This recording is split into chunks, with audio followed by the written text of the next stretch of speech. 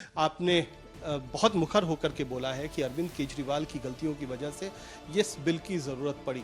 क्या आज भी आप अपने उस रुख पर कायम? अरविंद केजरीवाल की जो सरकार है वो कहीं ना कहीं रास्ते से भटक गई है।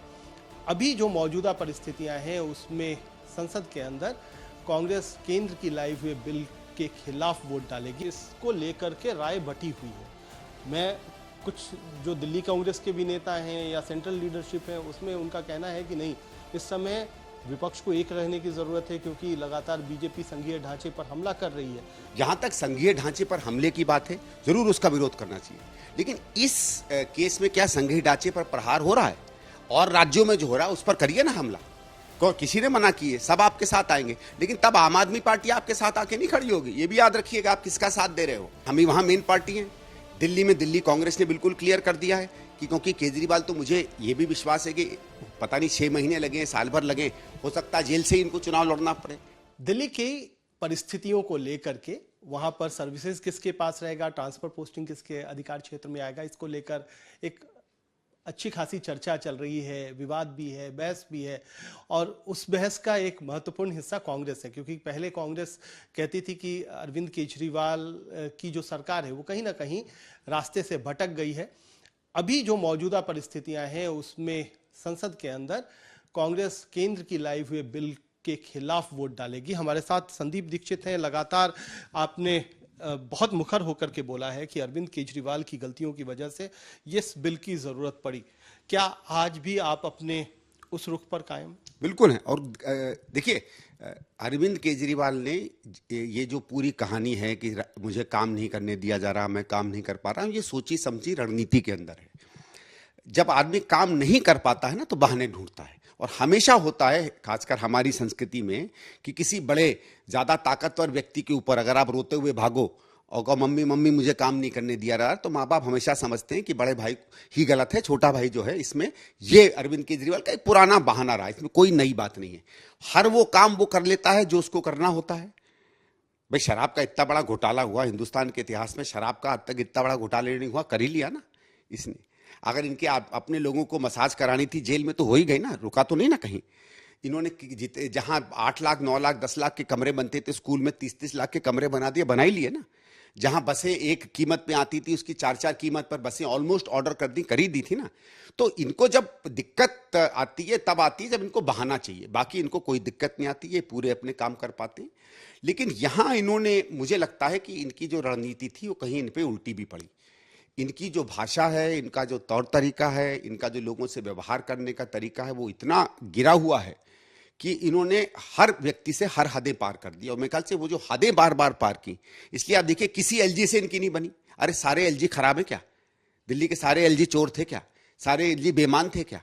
मुझे सब एलजीज ने बताया जितनों से मैं मिलने गया। भाई, मैं भी दिल्ली का नागरिक हूँ, एक एक्स एमपी रहा हूँ। जब भी कोई आता है एलजी, तो हम भी एक शिष्टाचार में जाते हैं, मिलते हैं, बातचीत करते हैं, और सब मुझको एक ही कहानी बताते हैं कि हम लोगों ने शुरू में कोशिश की कि इसके साथ हम बात करें, लेकिन ये पहले दिन से जितनी बदतमीजी से बात करता है, जिस दुर्व्यवहार से हमारे साथ पेश आता है, उससे हम इस व्यक्ति के साथ काम तो छोड़ो, मिलना भी दूभर लोग मानते हैं। तो जब इस तरीके की आप एक तौर तरीका रखेंगे तो आपके साथ कोई काम नहीं कर पाएगा। और ये केजरीवाल का केवल एलजी नहीं, अधिकारियों के साथ भी यही है। आप तो दिल्ली के बहुत माने जाने पत्रकार हैं, कभी अधिकारियों से बात करके देखिए किस भाषा से ये बात करता है।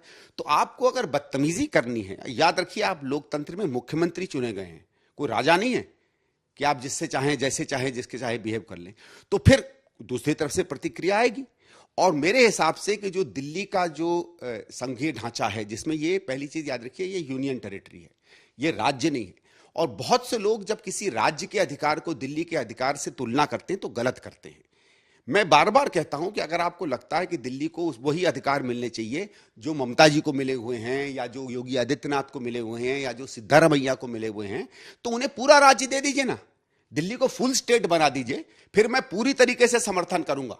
अगर मैं एक भी वोट हूं हिंदुस्तान में तो वो इस बिल के खिलाफ पड़ेगा कि नहीं भाई। लेकिन अगर आप पूरा राज्य नहीं है तो फिर आपको यूनियन टेरिटरी ही बन के रहना पड़ेगा, और यूनियन टेरिटरी में भारत सरकार सर्वोपरि होती है। लेकिन ये बात तो है, ये मैं इसलिए भी आपसे सवाल पूछ रहा हूं कि जब शीला दीक्षित मुख्यमंत्री थी तो उनकी भी लगातार ये शिकायत थी कि जितने अधिकार दिल्ली को होने चाहिए उतना बतौर राज्य उनको अधिकार नहीं दिया गया था और कहीं ना कहीं बंधे हुए हाथों से उनको शासन चलाना पड़ता था।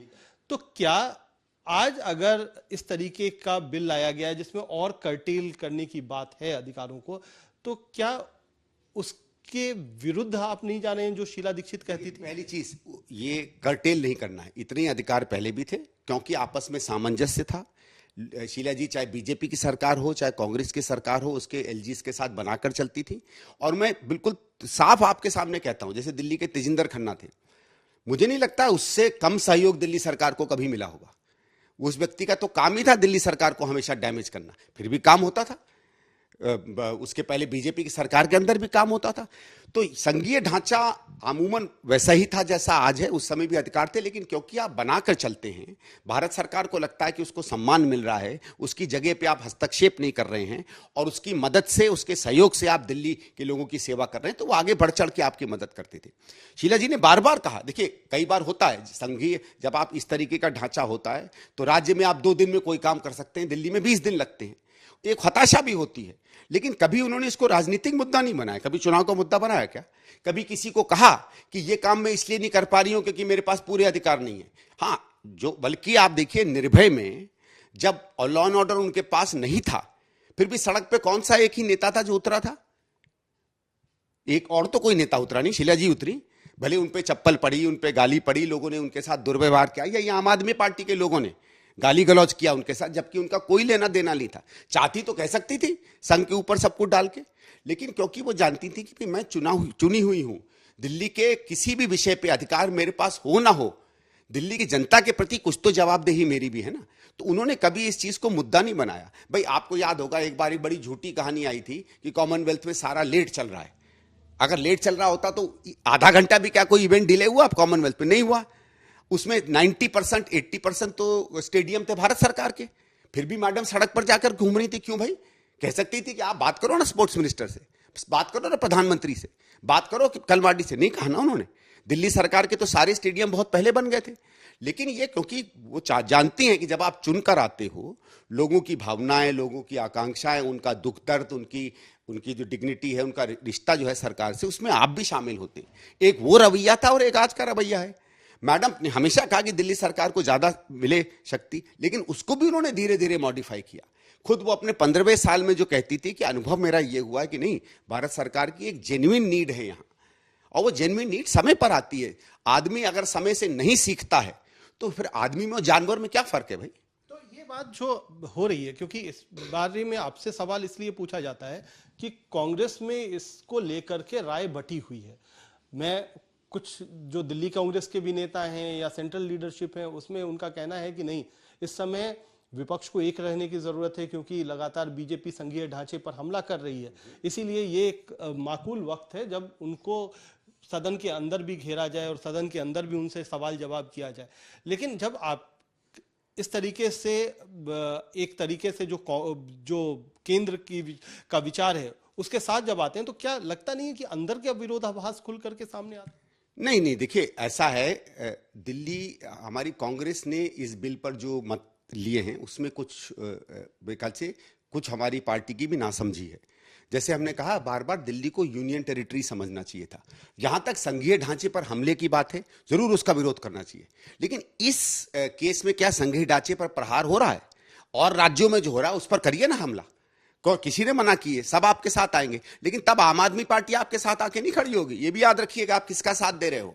कश्मीर में 370 अलग बात है, चलो किसी का कोई पॉलिटिकल मत हो सकता है, ठीक है, लेकिन जब आपने वहां के पूरे राज्य को यूनियन टेरिटरी बना दिया, तब तो कूद कूद के समर्थन कर रहे थे केजरीवाल। क्यों? क्योंकि हिंदू वोट चाहिए। ये भी हिंदू हृदय सम्राट बनने के लिए सामने आते हैं। तो ये व्यक्ति तो घोर और नंगी राजनीति के कारण जब चाहे अपना मन बदल ले। आप ही ज्यादा सयाने बने फिर रहे हो, किस बात के लिए भाई? और सही में क्या दिल्ली पर उस तरीके से संघीय ढांचे पर हमला हो रहा है क्या? हम कांग्रेस को भी तो फिर देखना पड़ेगा ना। अगर इतना आपको दिल्ली की चिंता थी तो हमने 10 साल पूरा राज्य क्यों नहीं दिया? क्योंकि जब आप भारत सरकार में आए, जब हम लोग दिल्ली में 12-15 साल राज कर चुके थे, तो लगा कि नहीं, जो अभी संघीय व्यवस्था है, संवैधानिक व्यवस्था है दिल्ली की, वो देखा जाए तो भारत सरकार के अपने इंटरेस्ट ये बात कि यहाँ राष्ट्रपति, प्रधानमंत्री, उपराष्ट्रपति, मंत्री, डिफेंस, इंटेलिजेंस, भारत सरकार की तमाम संस्थाएं रहती हैं, उनका भी एक ओवरवेलमिंग वर्चस्व और एक कंट्रोल दिल्ली में होना चाहिए। उस सबको ध्यान में रखते हुए और उस सबको सम्मान देते हुए माना कि जो व्यवस्था 1993 में बनी थी, कुछ उसमें परिवर्तन हुए हैं, कुछ अच्छे हुए हैं, कुछ उतने अच्छे नहीं हुए हैं, लेकिन जो आज व्यवस्था है वही बेहतर है दिल्ली के लिए। तो दिल्ली के मेरे ख्याल से भारत सरकार को भी, राष्ट्रीय कांग्रेस को भी इस बात को थोड़ा सा संज्ञान में रखना चाहिए था।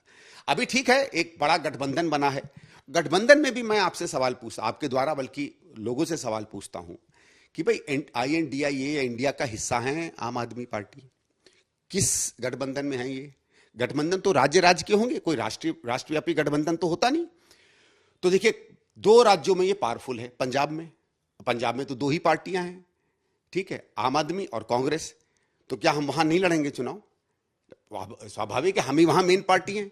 दिल्ली में दिल्ली कांग्रेस ने बिल्कुल क्लियर कर दिया है कि क्योंकि केजरीवाल, तो मुझे ये भी विश्वास है कि पता नहीं 6 महीने लगे, साल भर लगे, हो सकता है जेल से ही इनको चुनाव लड़ना पड़े, तो दिल्ली में कांग्रेस की वापसी तो अब सुनिश्चित है।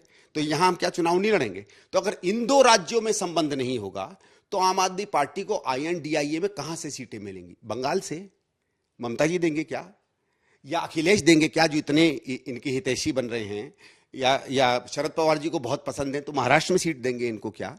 बताए ना, ये जो बाकी INDA के लोग हैं कि भाई इसका क्या इसकी क्या रोल है इस गठबंधन में? कोई पूछे ना आम आदमी से, तुम्हारा क्या रोल है? ये हमसे कहते हैं कि हम आपको राजस्थान में, मध्य प्रदेश में वोट देंगे। अरे तो जो तुम्हारे पास है ही नहीं वो हमें क्या दोगे?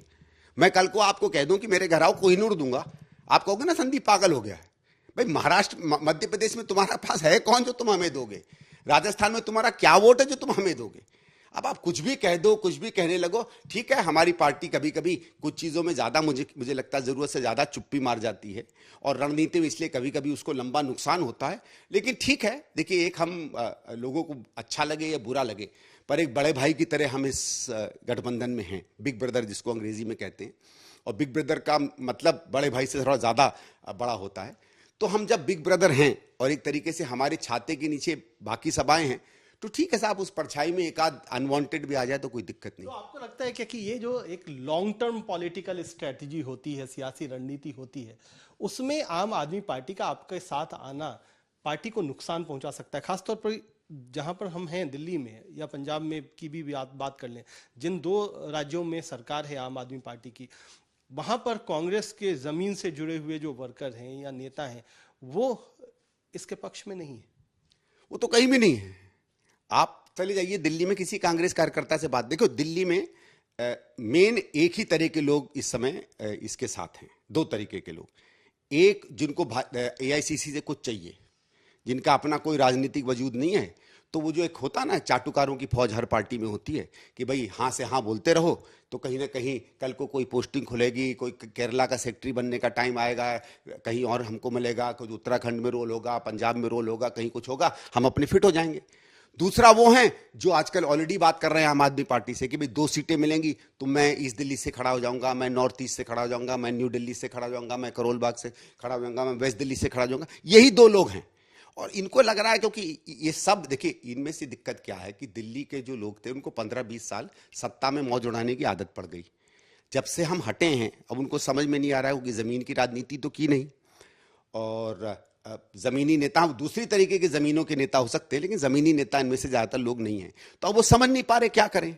तो ठीक है, उनके लिए यही एक तौर तरीका है, तो वो अपना उस तरीके से कोशिश करते हैं कि भाई चलो बोल दो, या तो हमें कुछ AICC में हम फिट हो जाएंगे, या दिल्ली में हो सकता है भाई एक आध लोकसभा की सीट हमें मिल जाए। अच्छा, ये चूंकि आपने बात छेड़ी है, तो आज ही मैं अरविंदर सिंह लवली से बात कर रहा था, और उनका कहना था क्या कि हमने तो शीला दीक्षित के साथ लगभग 10 साल काम किया बतौर मंत्री, और जितने भी भाषण निकाल लीजिए विधानसभा में, हमने तो ज्यादा पावर की मांग की है।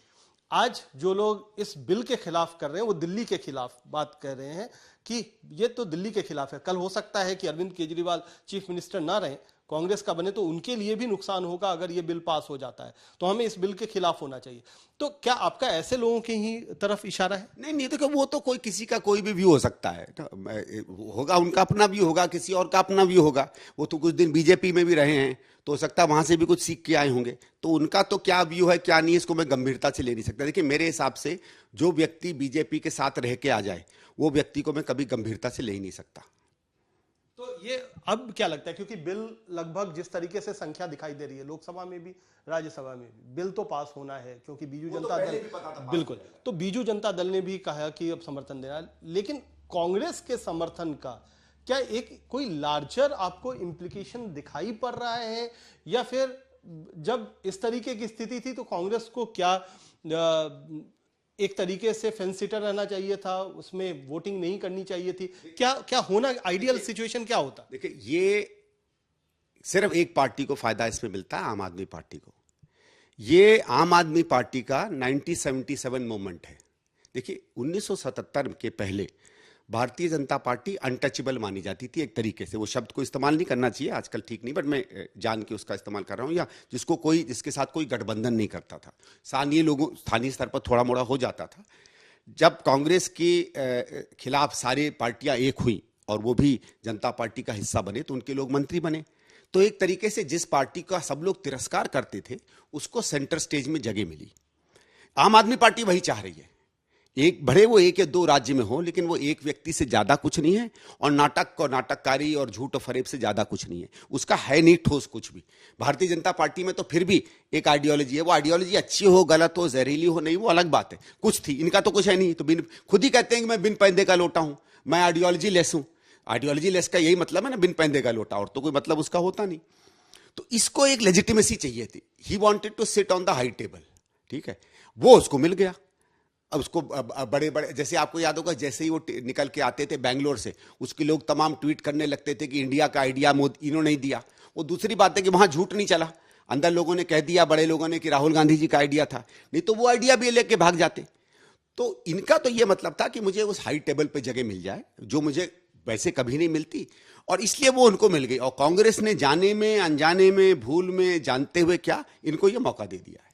लेकिन आप जैसे कह रहे हैं कि कुछ लोगों को एआईसीसी में पद चाहिए, कुछ लोगों को टिकट चाहिए, वो लोग समर्थन कर रहे हैं जी, लेकिन जो दूसरी तरफ वाले लोग हैं वो कह रहे हैं कि जिनको लगता है क्या कि उनको टिकट नहीं मिलेगा या गठबंधन में उनकी सीट को सैक्रिफाइस कर दिया जाएगा, वो केजरीवाल के खिलाफ है। क्या इसमें कहीं आपको इस जो दिया जा रहा है, तर्क दिया जा रहा है, इसमें कुछ दम दिखाई पड़ता है?